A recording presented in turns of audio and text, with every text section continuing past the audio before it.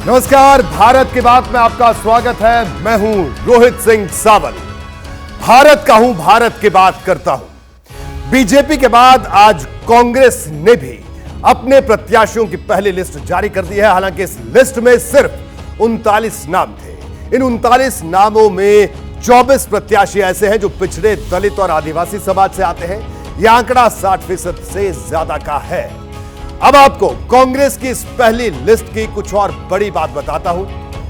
राहुल गांधी के वायनाड से चुनाव लड़ने पर औपचारिक मुहर लग गई है। हालांकि अभी भी यह सवाल बाकी है कि राहुल पिछली बार की तरह 2 सीटों पर चुनाव लड़ेंगे या नहीं। अगर लड़ेंगे तो क्या यह दूसरी सीट अमेठी होगी, यह बड़ा सवाल है। कांग्रेस ने केरल की 20 में से 15 सीटों पर प्रत्याशी उतार दिए हैं। शशि थरूर एक बार फिर तिरुवनंतपुरम से चुनाव लड़ने वाले हैं। इस लिस्ट में छत्तीसगढ़ के पूर्व सीएम भूपेश बघेल का भी नाम है। वो राजनांदगांव से प्रत्याशी बनाए गए हैं।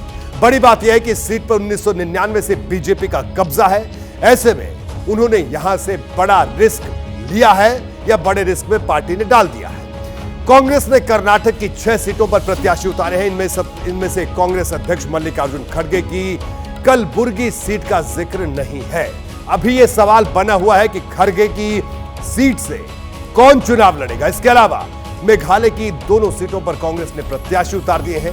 इससे साफ होता है कि कांग्रेस और टीएमसी के बीच गठबंधन लगभग टूट गया है, क्योंकि ममता बनर्जी मेघालय की तुरा सीट मांग रही थी, जिस पर कांग्रेस ने अब प्रत्याशी उतार दिया है। कांग्रेस ने पहली लिस्ट भले ही जारी कर दी, लेकिन अभी तक सवाल बाकी है। सवाल यह है कि अमेठी और रायबरेली का क्या होगा। यूपी की उन 17 सीटों का क्या होगा जिसे हासिल करने के लिए कांग्रेस हाईकमान को काफी मशक्कत करनी पड़ी थी समाजवादी पार्टी के साथ। कांग्रेस के लिए उत्तर प्रदेश इस वजह से अहम है क्योंकि यहां पार्टी की सेहत बहुत कमजोर है। समाजवादी पार्टी से गठबंधन के बाद हाईकमान को लग रहा है कि यूपी में उसे अच्छे दिन लौट सकते हैं, लेकिन जमीन पर हकीकत अभी भी बहुत ज्यादा नहीं बदली है। आज मैं आपको इसके बारे में बड़ी जानकारी देने वाला हूं। सबसे पहले कुछ आंकड़े देखिए। ये आंकड़े बताते हैं कि यूपी में कांग्रेस ने समाजवादी पार्टी से 17 सीट तो मांग ली, लेकिन इन 17 सीटों पर पार्टी के पास मजबूत प्रत्याशी तक नहीं है।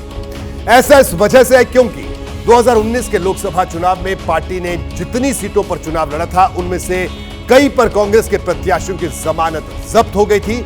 इस बार कांग्रेस जिन 17 सीटों पर चुनाव लड़ रही है, उनमें से 12 ऐसी सीटें हैं जिन पर 2019 में जमानत जब्त हुई थी, जबकि गोरखपुर जिले की 5 सीट से कांग्रेस ने प्रत्याशी तक नहीं उतारा था। अब आप सोचिए, कांग्रेस जितनी मजबूती के साथ यहां चुनाव लड़ने वाली है, लेकिन सवाल कई है। अमेठी और रायबरेली को छोड़ दे तो कांग्रेस के अंदर कहीं भी वो आत्मविश्वास नहीं दिखता जैसा कि दूसरे दलों में दिखता है। यही वजह है कि समाजवादी पार्टी से गठबंधन के बावजूद कांग्रेस के कई नेता चुनाव लड़कर हारने का रिस्क नहीं लेना चाहते हैं। इनमें से कईयों ने खुलकर चुनाव लड़ने से इनकार कर दिया है, तो कई ऐसे नेता हैं जो दबी जुबान में इशारा कर रहे हैं। देखिए, अब मैं आपको बारी बारी से यूपी के ऐसे नेताओं के बारे में बताता हूं जो इस बार लोकसभा का चुनाव लड़ना ही नहीं चाहते। इसमें कई नेता ऐसे हैं जिनकी सीट समाजवादी पार्टी के खाते से चली गई है, तो कुछ नेता ऐसे हैं जो लगातार चुनाव हारने के बाद किनारा कर रहे हैं। सबसे पहले अमेठी की बात करते हैं। देखिए, अमेठी की सीट गांधी परिवार की पारंपरिक सीट है, लेकिन राहुल गांधी यहां से चुनाव लड़ेंगे या नहीं, इस पर पार्टी ने अभी तक कुछ फैसला नहीं किया है। सूत्रों के हवाले से मुझे जहां तक पता चला है तो राहुल गांधी यहां से चुनाव नहीं लड़ेंगे। कुछ दिन पहले भी ये बात मैं आपको बता चुका हूं। वो केरल के वायनाड से ही लड़ना चाहते हैं, जहां से पिछली बार जीते थे। इसी तरह रायबरेली है। इस सीट को लेकर भी कांग्रेस के भीतर भारी कंफ्यूजन है। सोनिया गांधी के राज्यसभा जाने के बाद यहां से कौन लड़ेगा, इसकी कहीं कोई चर्चा नहीं है। रायबरेली में प्रियंका गांधी के पोस्टर और होर्डिंग जरूर लगे हैं, लेकिन केंद्रीय नेतृत्व इस सवाल पर पूरी तरह से खामोश है। राहुल और प्रियंका भले ही अमेठी रायबरेली के सवाल पर खामोश रहे, लेकिन इन दोनों सीटों के कांग्रेस कार्यकर्ता जीत को लेकर आश्वस्त हैं। 2 दिन पहले अमेठी और रायबरेली से कांग्रेस के नेता दिल्ली पहुंचे थे। दोनों जिलों की कमेटियों ने प्रस्ताव पारित किया कि इन जिलों से गांधी परिवार को ही चुनाव लड़ना चाहिए। हमारे रायबरेली के तमाम नेताओं ने और पदाधिकारियों ने एक बैठक बुलाई और उस बैठक में प्रस्ताव पास किया कि यहाँ से गांधी परिवार का ही कोई सदस्य चुनाव लड़े। निश्चित रूप से रायबरेली से सांसद कांग्रेस परिवार का ही होगा। कांग्रेस कमेटी ने भी प्रस्ताव पारित किया है कि राहुल जी और प्रियंका जी अमेठी से चुनाव लड़ें। हम लोग अमेठी और रायबरेली से चल के इसलिए आए हैं कि अपने नेता को अपने घर फिर से पुनः वापस लेके जाएं और उनको ऐतिहासिक मत से अमेठी और रायबरेली से ऐतिहासिक मत से जो है जिता के भेजें। जो विकास गांधी परिवार ने किया है उसकी तुलना कोई नहीं कर सकता है। रायबरेली की यही पुकार, प्रियंका गांधी अब की बात। और अब बात करते हैं यूपी की उस सीट की जो बीजेपी के लिए सबसे अहम है, यानी वाराणसी। 2004 में यहां से कांग्रेस आखिरी बार जीती थी। इसके बाद के चुनाव में कांग्रेस के प्रत्याशी जरूर उतरे, लेकिन कभी सफलता नहीं मिली। यह सीट समाजवादी पार्टी ने कांग्रेस के लिए छोड़ी है। लेकिन अंदर की बात यह है कि कांग्रेस के प्रदेश अध्यक्ष अजय राय पीएम मोदी के सामने लड़कर हारने का रिस्क बिल्कुल नहीं लेना चाहते। अजय राय चाहते हैं कि वो बलिया से चुनाव लड़े। इस सीट पर भूमिहार समाज के वोटों की अच्छी खासी संख्या है। उत्तर प्रदेश में सबसे ज्यादा भूमिहार वोटर इसी सीट से हैं। लेकिन बलिया सीट समाजवादी पार्टी ने कांग्रेस के लिए नहीं छोड़ी है।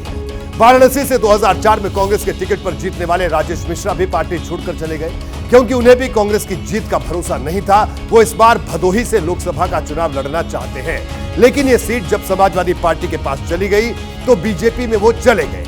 अब भदोही से बीजेपी इन्हें अपना प्रत्याशी बना सकती है, ऐसा माना जा रहा है। कांग्रेस में बीजेपी में जाने वालों की संख्या भी बढ़ सकती है। कुछ दिन पहले पीएल पुनिया का नाम उछला था। इसकी वजह यह है कि बाराबंकी सीट पर इनका ठीक ठाक प्रभाव है और बीजेपी ने जिस उपेंद्र राय रावत को प्रत्याशी बनाया था वो विवादों में घिरने के बाद चुनाव लड़ने से इनकार कर चुके हैं। हालांकि पीएल पुनिया ने बाद में इनकार कर दिया था इन तमाम बातों पर। पीएल पुनिया यूपी में बड़े दलित नेता है। मुझे पता चला है कि इनको लेकर बीजेपी अभी भी कोशिश कर रही है। हालांकि पीएल पुनिया ने बीजेपी में जाने से इनकार कर दिया था।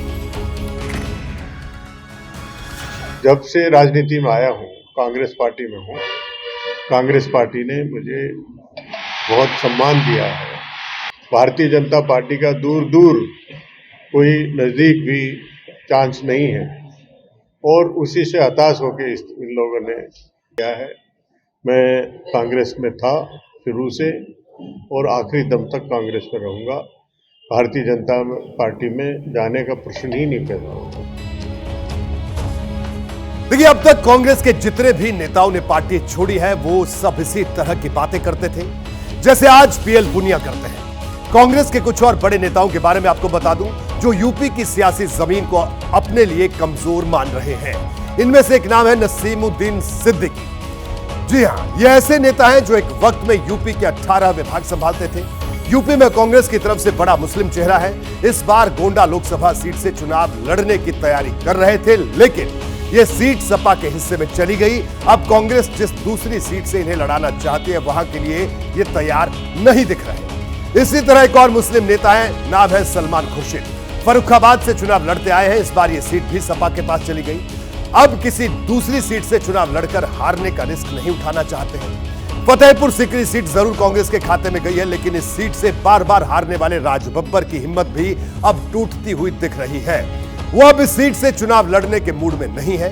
पूर्व सांसद रवि वर्मा लखीमपुर खीरी से चुनाव लड़ना चाहते थे।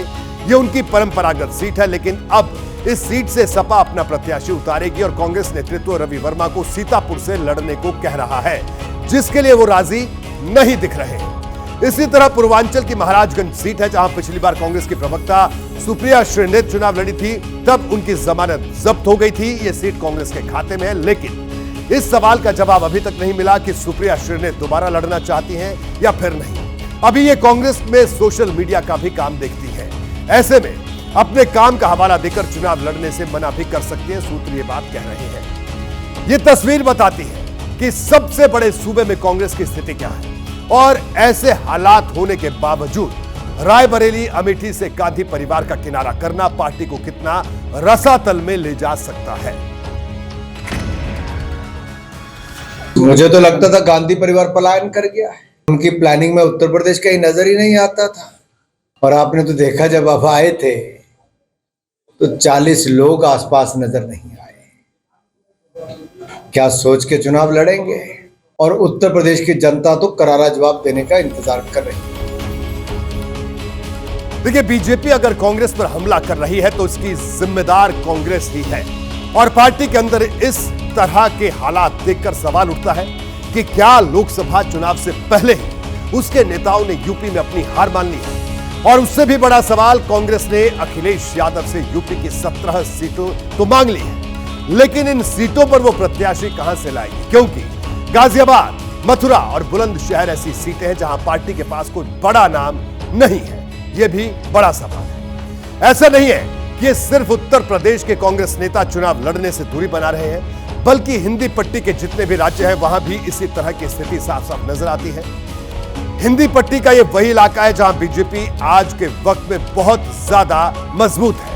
विधानसभा चुनाव से लेकर लोकसभा चुनाव में मोदी लहर का असर यहीं पर सबसे ज्यादा दिखाई देता है। और इस लहर से मुकाबला कैसे किया जाए, इसका फॉर्मूला कांग्रेस के रणनीतिकार अब तक नहीं निकाल सके हैं। यह अपने आप में एक बड़ी वजह है। अभी मैंने आपको उत्तर प्रदेश की बात बताई, जहां कांग्रेस के बड़े नेता चुनाव लड़ने से दूर भाग रहे हैं। अब हिंदी पट्टी के दूसरे बड़े राज्य मध्य प्रदेश की बात बता दूं। ये वो राज्य है जहां कांग्रेस खुद को मजबूत मानती है, लेकिन सवाल है, क्या लोकसभा की लड़ाई में कोई बड़ा नेता चुनावी मैदान में दिखाई देगा? कमलनाथ खुद को मध्य प्रदेश का बड़ा नेता बताते हैं भी। छिंदवाड़ा से 9 बार के सांसद रहे, लेकिन अब छिंदवाड़ा से उनके बेटे नकुल नाथ चुनाव लड़ते हैं। तो क्या कमलनाथ किसी दूसरी सीट से लोकसभा का चुनाव लड़ने को तैयार होंगे? बार बार यह सवाल उठता है कि कमलनाथ का प्रभाव पूरे मध्य प्रदेश में है या सिर्फ वो छिंदवाड़ा तक सीमित है। इसी तरह मध्य प्रदेश में कांग्रेस के एक और बड़े नेता नाम है दिग्विजय सिंह। ये भी पूर्व मुख्यमंत्री हैं। पिछली बार भोपाल से लोकसभा का चुनाव हारे तो राज्यसभा के रास्ते संसद में पहुंच गए। ऐसे में वो भी लोकसभा का चुनाव लड़ेंगे, इसकी उम्मीद बहुत ज्यादा नहीं दिख रही है। मध्य प्रदेश के अलावा भी कई जगह पर यही स्थिति है। और सीधे मेरे सहयोगी जैनेंद्र कुमार मेरे साथ जुड़ गए हैं। मैं उनके पास आपको ले चलता हूं। जैनेंद्र, आपके पास आऊंगा। कांग्रेस के पास कई बड़े नेता पूरे देश भर में ऐसे जो चुनाव लड़ने से कतरा रहे हैं।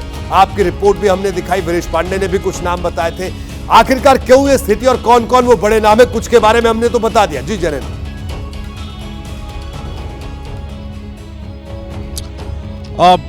बिल्कुल रोहित जी, कांग्रेस पार्टी चाहती है कि उसके सारे बड़े नेता चुनावी मैदान में उतरें और इसका सबसे बड़ा संदेश जो लिस्ट कांग्रेस की आई है उसमें केसी वेणुगोपाल का नाम है। केरल की 16 सीटें कांग्रेस लड़ती है, 4 सहयोगी दलों के लिए छोड़ती है। 16 में से पिछली बार कांग्रेस 15 जीती थी। एक अलापुजा सीट थी जहां कांग्रेस हारी थी। वो सीट कांग्रेस के संगठन महासचिव केसी वेणुगोपाल की थी, जो पिछली बार नहीं लड़े थे जिम्मेदारियों की वजह से। और इस बार जबकि वो राज्यसभा सांसद हैं, वो इस बार अलापुजा से चुनाव लड़ने जा रहे हैं।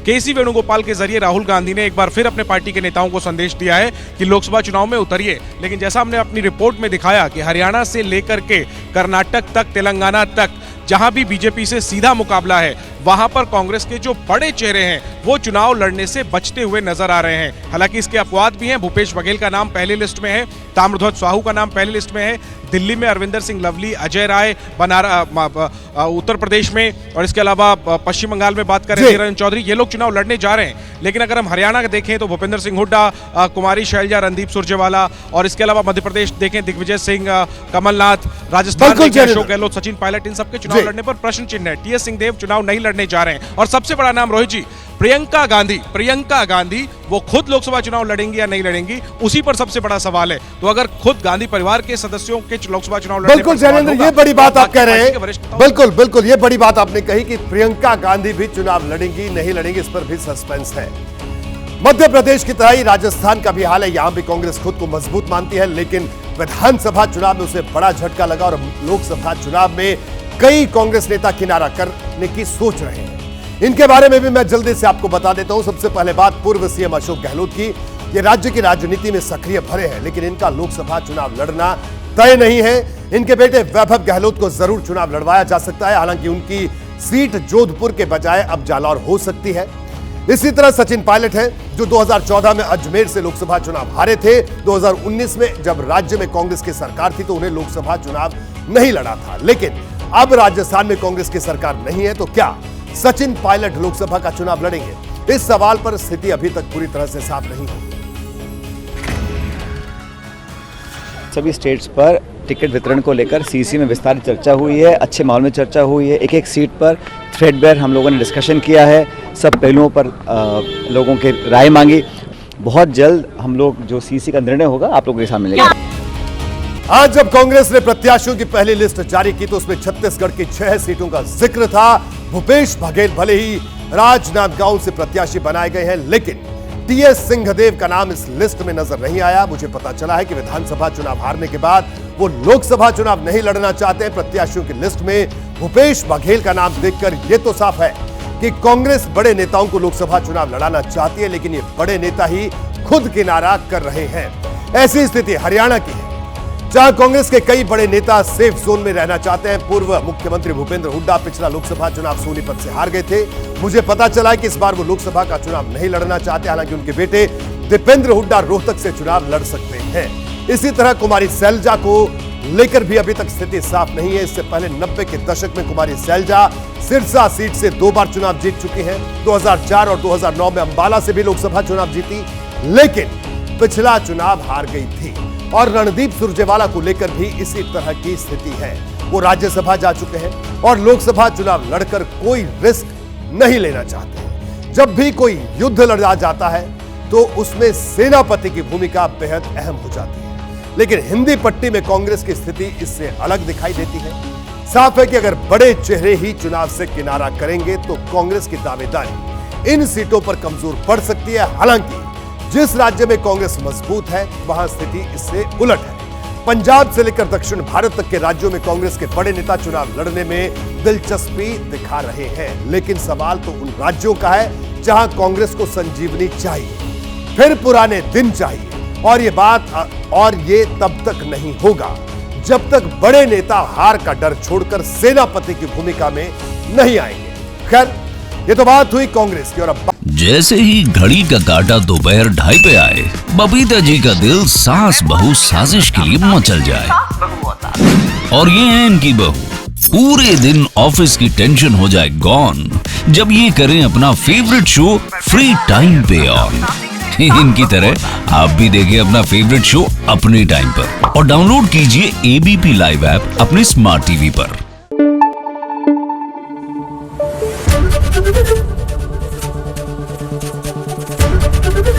एबीपी न्यूज आपको रखे आगे।